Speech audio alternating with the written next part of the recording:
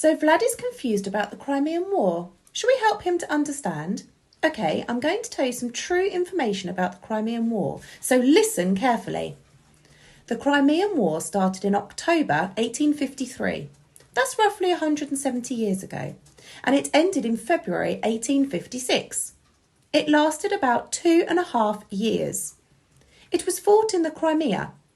This was an area in the south of Russia at that time.